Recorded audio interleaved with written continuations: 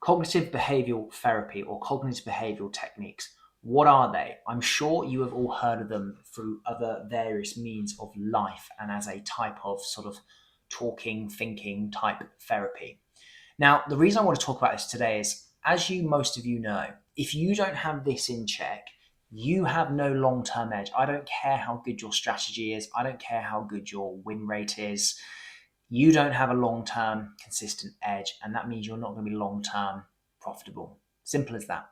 So if you don't master the psychological mindset aspect, then you're doomed and you're going to be stuck in a very irritable cycle. So how can we use CBT to help frame the way we think, help change the way we think? Because as humans, we are all natural. We are all brought into this world thinking the same thing, that losses are bad. Losses have a negative connotation attached to them.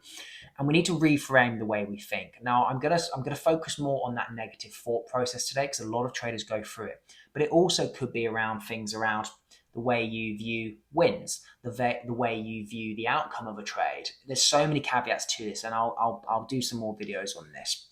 But let's think about how we can reframe negative talking. So it's a lovely little sort of CBT exercise. So typically when the trader has just, say, taken a loss, which is incredibly common, a lack of experienced trader or a novice trader will naturally think, oh my God, another loss, or I'm a terrible trader, or my strategy doesn't work, or I suck. All this negative self-talk, which then leads you into that overall generalized thought process of, they think that then about all the other trades they've had, even the winners and everything, and they just spiral into that negative mental hole. Now, what we need to do is journal that down, write that down, have a bit of a psychological diary, if you like, or a thought process diary. Because what we then need to do is then battle it against with, what's the evidence against that? The evidence should be, well, actually, if you've done the hard work, well, actually, I know I have a statistical proven edge. I know actually when I have my winners, I make 3%, 4%, whatever it may be, but you have a strong risk reward in your discipline with risk management.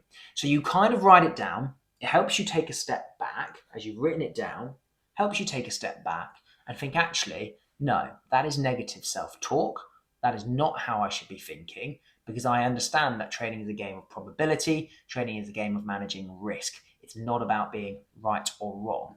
So then what we then do with that thought, once we've been able to step away, we've been able to have sort of a little bit of hindsight about it and unpack it, and we've had time for this to calm down, we then repack it again in terms of, well, what actually should I be thinking?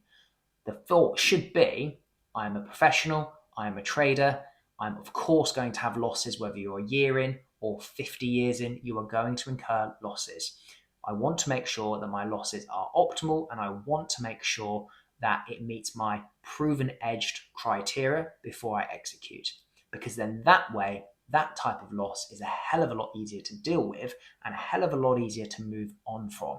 So you don't have a losing day or a losing week, and you don't carry it over the weekend, and you don't carry it into the week after. Because that is then again where you get that spiraling, that catastrophizing that I was talking about earlier.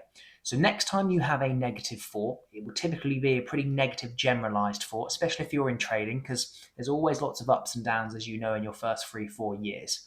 Write it down. If you can unpack it at the time, do.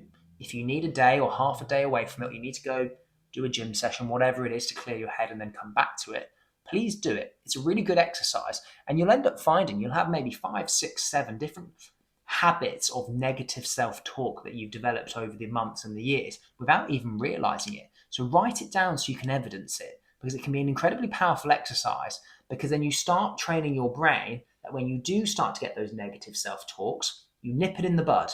You don't let it become a real true thought that then starts to have some form of emotion on you. It just becomes a fleeting little thought that you put away to the back and you dead and bury it and you stay professional.